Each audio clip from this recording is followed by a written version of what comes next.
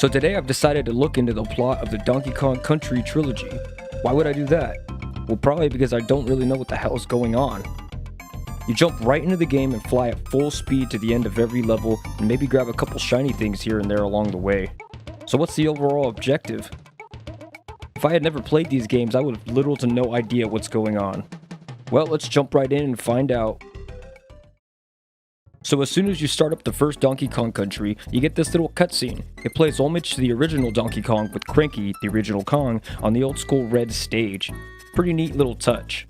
As you begin, you jump right out of your house, and if you go back in, you can snag a free life. And that's it. I guess you're not really offered any more context than just that.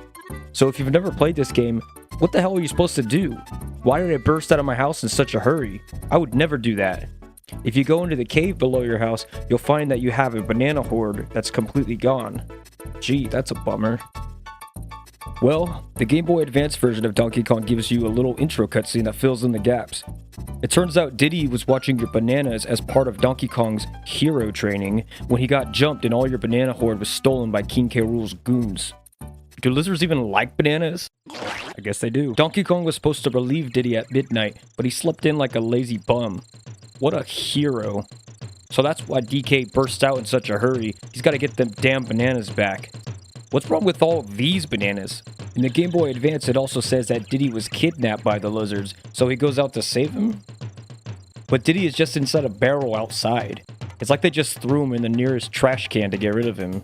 Diddy and Donkey Kong go through many great lengths to get their bananas back. They plow through the jungle, they swim through the ocean, they run through the rain, they even fight their way through dark mine caves. They do some pretty crazy shit. Along the way, you can go to Cranky's cabin to have him talk some shit to you, or you can go to Funky Kong's place for some transportation, or you can go to Candy's house for some sugar. Just kidding, she just saves the game. Anyhow, once they beat King K. Rool, they get their dang bananas back, and Donkey Kong and Diddy are back at it again with their usual shenanigans.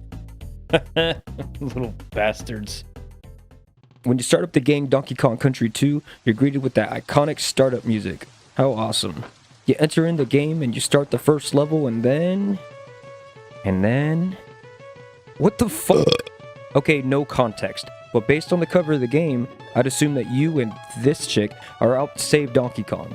Because he's locked up in a cage. That much is obvious. But who is this? She wasn't even introduced. Maybe this is Diddy's sister or girlfriend? That's kind of a big difference.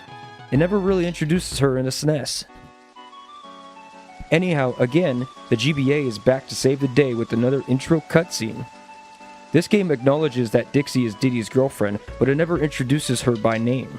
If I tried to play this game with no prior knowledge, I probably would have never guessed her name. So here Donkey Kong is just chilling on the beach, minding his own business, when whoa! They're getting his ass! He gets pulled into a giant ship, and King K. Rool flies off with Donkey Kong. They leave a ransom letter that says they'll only return Donkey Kong if they give King K. Rool the fabled banana horde. Why are these lizards so obsessed over a tropical fruit? That's just bananas. If Donkey Kong was kidnapped, doesn't that mean he's just in one of these barrels? Nope. After a short conversation, Diddy and Dixie decide to leave immediately to rescue Donkey Kong. The Kongs battle through pirate ships and carnivals, beehives, all kinds of crazy crap. We have time to play around for a bit. Donkey Kong can wait. I guess King K. Rool became a pirate. Nice. When you beat the game, you get this little scoreboard based on how many hidden items you collected. You get a different ending. Look how epic this scene is. Oh my god, I love it. You gotta love these graphics, they're so badass.